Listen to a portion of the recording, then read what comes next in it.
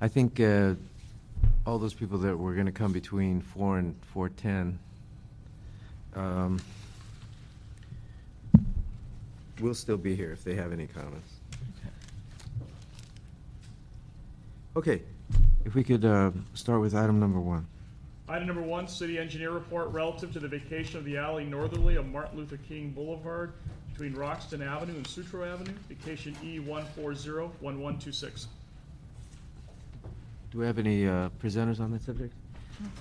No public comment cards? No public comment cards. That matter is approved. Item number 2? Item number 2, city engineer report relative to the vacation of public and future streets northwesterly of the intersection of Deervale Place with Fondale Place, vacation E1401039. We have no speaker cards on that. No presentations. Actually, items 1, 2, and 3 would have gone on consent, but we'll just hear them. Since there's no comments, that matter is approved. Item 3. Item number 3, city engineer report and mitigated negative declaration relative to the vacation of 14th Street between Central Avenue and Naomi Avenue, vacation E1401075. Same situation. No public comment cards and no presenters on that. Do we? This is for number 5. Okay, so then that matter is approved. Now items 4 and 5 are up for consideration. Item number 4, excuse me. Item number 4, city engineer report and ordinance relative to adding subsection A to section 62.118 of Los Angeles Municipal Code, requiring any restaurant wishing to engage in dining activities within the dedicated public right-of-way to obtain a revocable permit. Good afternoon, Councilman Alarcon, Keith Pritzker, Deputy City Attorney. Is this sort of in response to the court decision that we have no jurisdiction over mobile vehicles? That we have no jurisdiction? Over mobile vehicles? No. Okay. We can do this. No, I'm. this is not mobile vehicles, but Oh. No. We'll be taking, as you recall, we'll be taking that up at the end of September back in T Committee. okay. But I'm here because I staff this committee regularly, and also because my colleague who wrote this ordinance, Mr. Westhoff, is out of the office today. So I came to see if there were any questions that the committee might have with regard to this ordinance, which of course was requested by the City Council. So as you see, this ordinance will require anyone who wants to do sidewalk dining to obtain a permit from the Board of Public Works, and then those permits will have to be renewed every 2 years. And a fee will have to be paid every 2 years to cover the cost of the administration of the program. Actually, when I read this, I thought of the collateral opportunity to deal with the dining establishments that are on 4 wheels that park in front of places and The catering trucks? okay. Well, sometimes they're called catering trucks, sometimes they're called other things. They call a lot of things. Right. But they exist, and the courts recently held that we have no jurisdiction over motor vehicles, so we cannot restrict them. That's correct. But if they are providing a dining opportunity in the public right-of-way on the sidewalk, then wouldn't they require? But they're not. What they do is they park at the sidewalk, in the street, but in what would otherwise be a parking spot. And as you know, people approach them, and sometimes they'll pull onto private property when they have an opportunity. No, they put tables and chairs. Really? I have not seen that. But to the extent that they are putting out tables, they did that in front of my house. really? Well, yeah, when I came home one day, they were there. They had Wow. chairs and tables. Well, that would be a violation of our city code. Absolutely. Well, especially now that we have all these lawsuits involving the concept I'm raising is if we can't regulate their parking, can we regulate the people congregating in front of those areas, in the easements and in the public right-of-way? Well, we can certainly regulate them if they're trying to put tables and chairs on the sidewalk. I doubt that we could regulate, where people stand in line to be able to buy something. So I think we'll have to take it on a case-by-case basis, but certainly they're not going to be able to put tables and chairs out there. Case-by-case basis, we'll be here till more years than we have. Right, right. Anyway, we don't have any public comment cards on this item. I don't see any problem with this. And it is not the issue that I raised, but I thought there was an issue that this process might be usable in those circumstances. But Well, maybe you could introduce a separate motion that wouldn't interfere with this process, being adopted, and then we can, see about what can be done with regard to those vehicles. thank you. Okay. You're welcome. Item number, that matter is fine. Okay. Item number 5. Item number 5, motion Rosendahl raised relative to directing the Community Forest Advisory Committee to report in regard to a new process to guarantee that trees are planted before the certificate of occupancy is granted, tree planting specifications, tree vandalism, brush clearance, water shortage issues, and membership on the CFAC, which is the Community Forest Advisory Committee. We are joined by, I'm Barbara Goldenberg, and I'm so sorry Councilman Rosendahl isn't here today. I wish him a speedy recovery. Well, I'm from CD11. the good news is we'll have a speedy meeting. And Rick Mayer is the chairman of the Community Forest Advisory Committee. Thank you. Tell us more about this. Well, our committee meets on a regular basis once a month to review tree removals and to discuss procedures for the health of the urban forest in Los Angeles. And we've outlined a few things that we just wanted to bring to this committee's attention. One of them are new administrative procedures to guarantee that street trees are planted as part of the certificate of occupancy when it is issued. Is this an administrative decision, or does it require an ordinance? No, doesn't require an ordinance. In fact, a year ago when we came before this committee, we brought this issue up, and the legal counsel for the committee said that it wasn't specifically a health and safety issue, so it couldn't be an ordinance that was required. However, in discussing this with urban forestry and with building and safety and a number of other departments, there was an issue where the developers had to put up a tree bond money. Mm-hmm. And there was a lot of confusion about this because once they put the money up, they thought they were done with the issue. And they thought the city would plant the tree. But in essence, the city it's private property. Wasn't obligated to plant the tree, even though they had this money to do it. So it was in limbo. Yeah. And things weren't getting done. So now they've eliminated the bond. And they are just saying plant the trees, and then we'll, as part of your build out, and then we'll issue the certificate of occupancy. So it works a lot better. So the department is doing that? So the department's doing that. Okay. So what we say here, I think it explains it maybe better in writing than I can explain it verbally.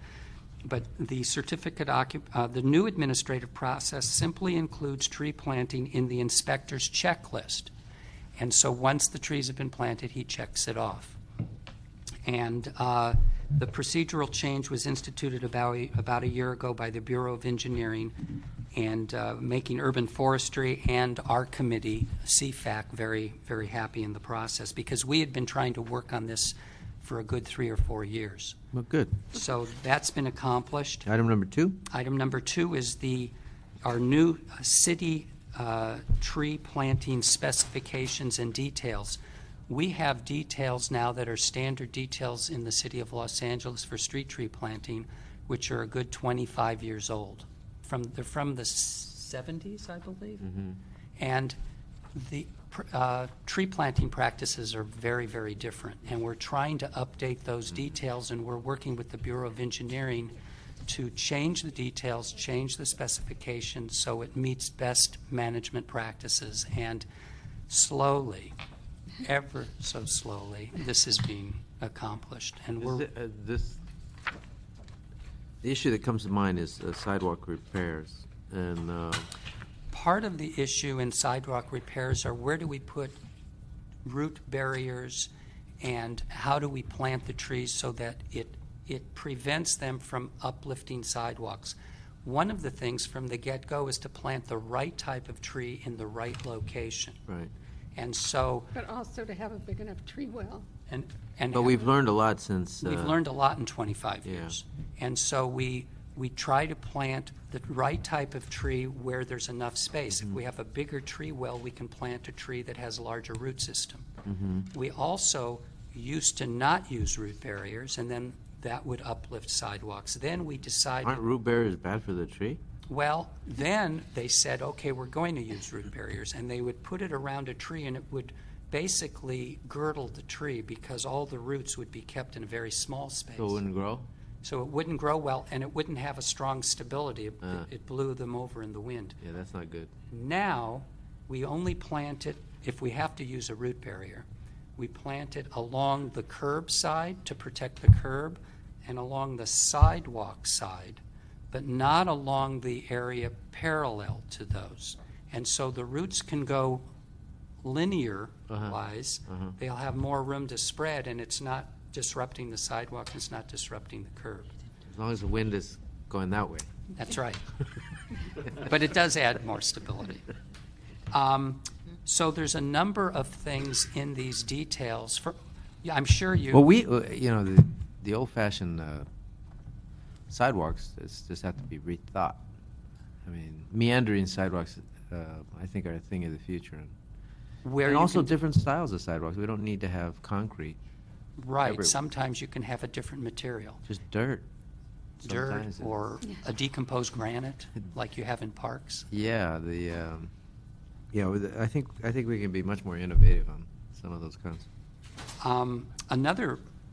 One other item that they used to require on the trees is a large metal pipe as a tree stake.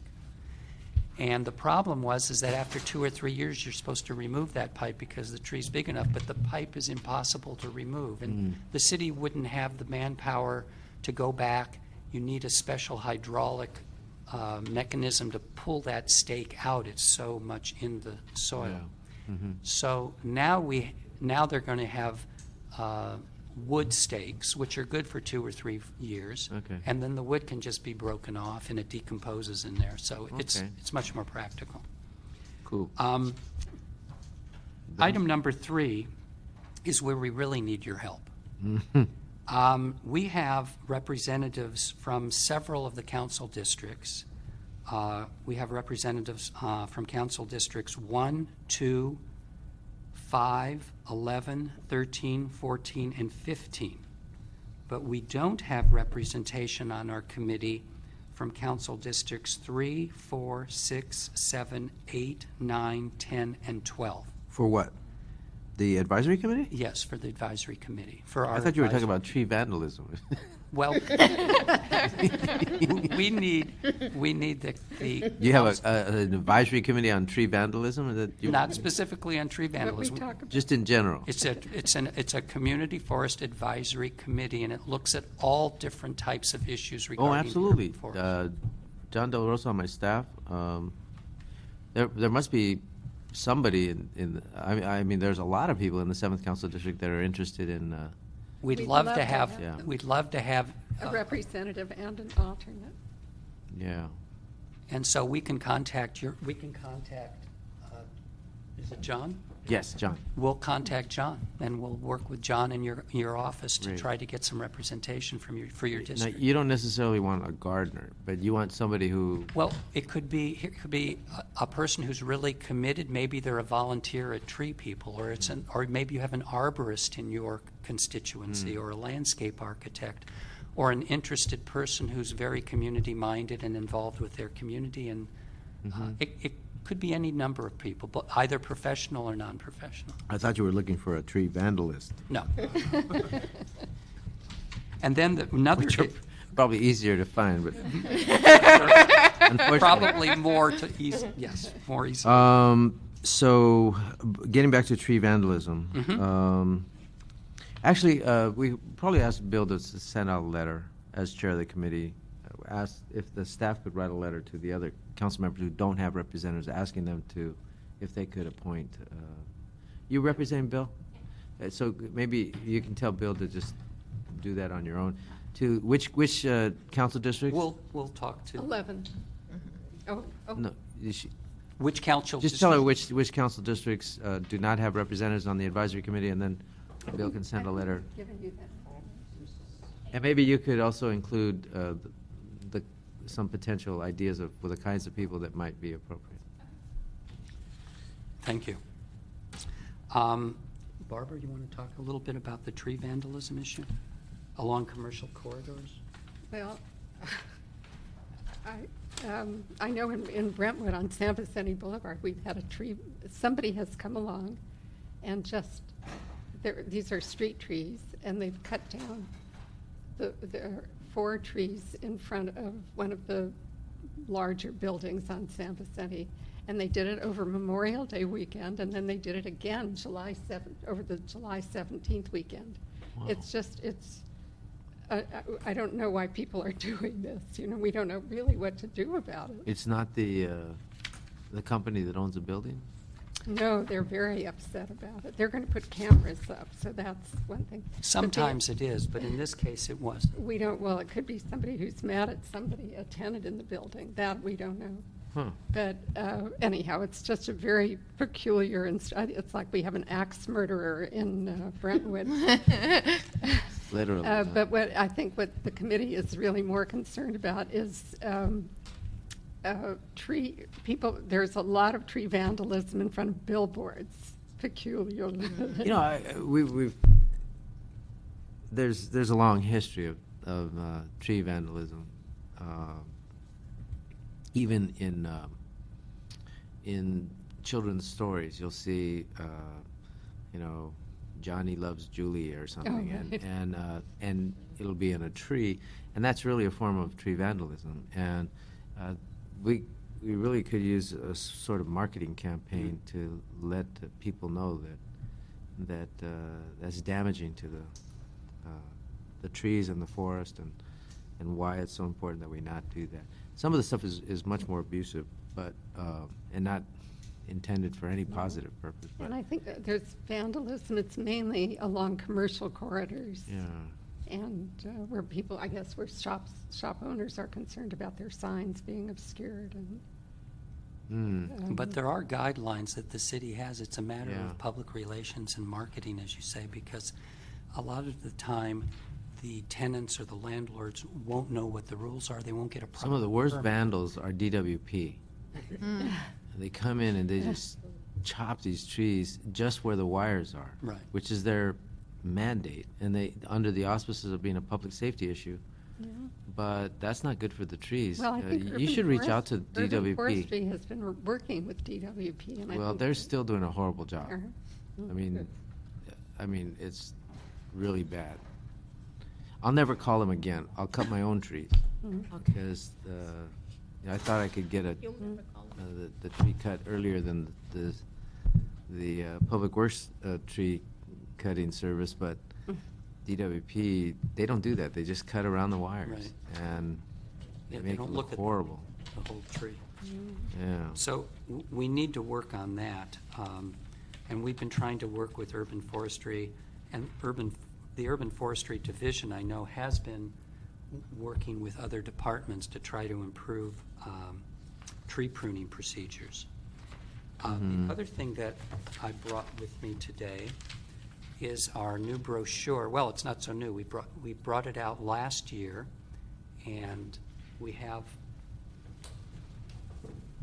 This explains the purposes of the community of CFAC, of the Forest Advisory Committee, and it talks a little bit about the protected trees that we have as part of our city ordinance.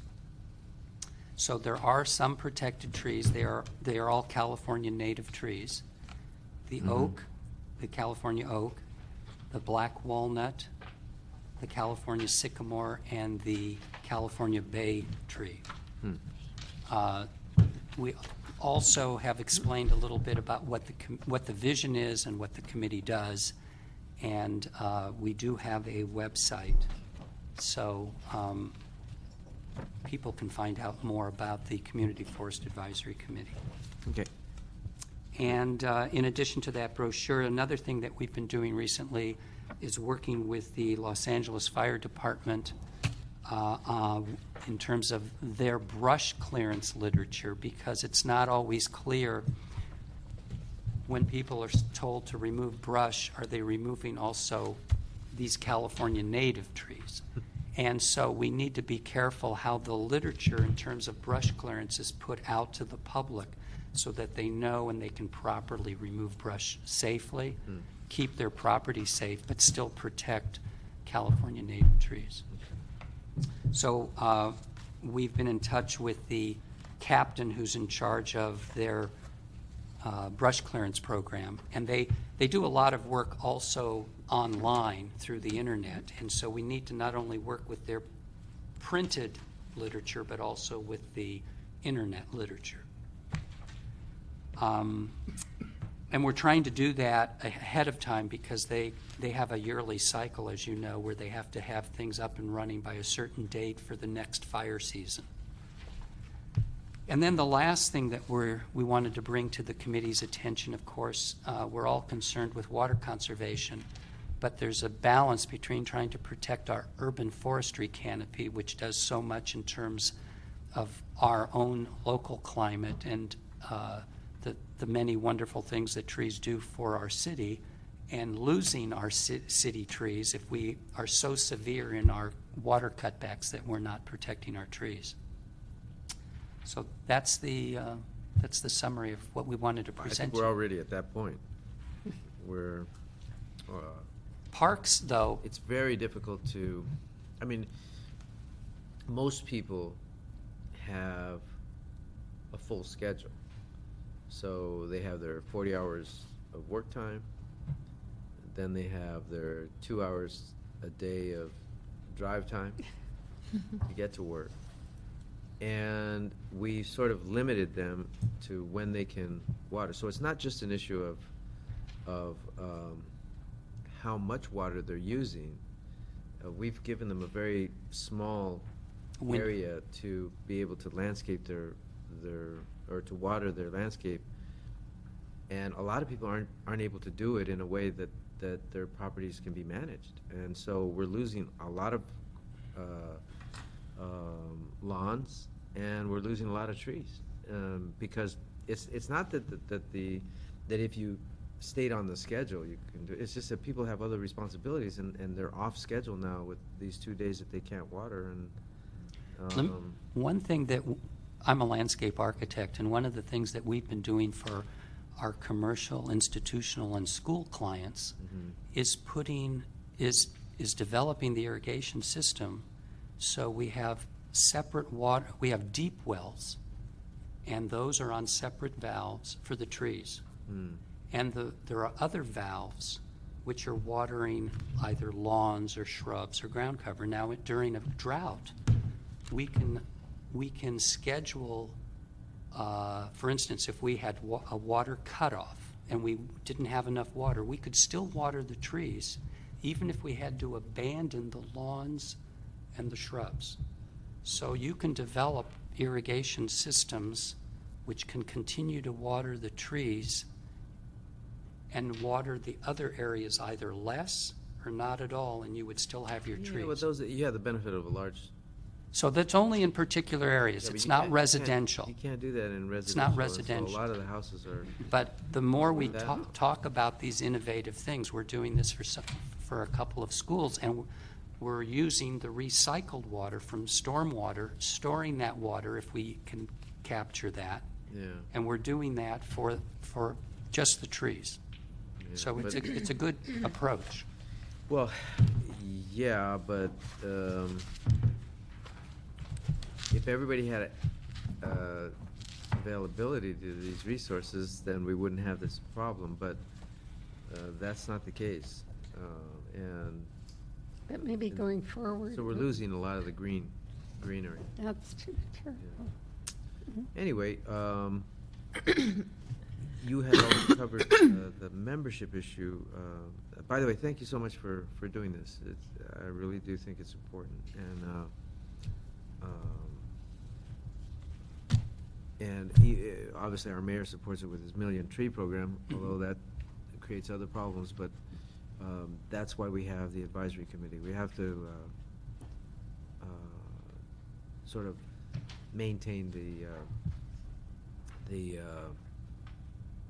interest in recognizing that for a place like Los Angeles to maintain a forest that can be appreciated, it's a lot of work, particularly with all the building that we have done to destroy our natural landscape.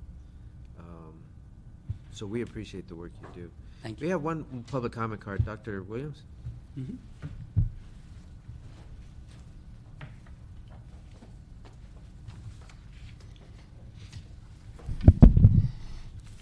Good evening. Almost.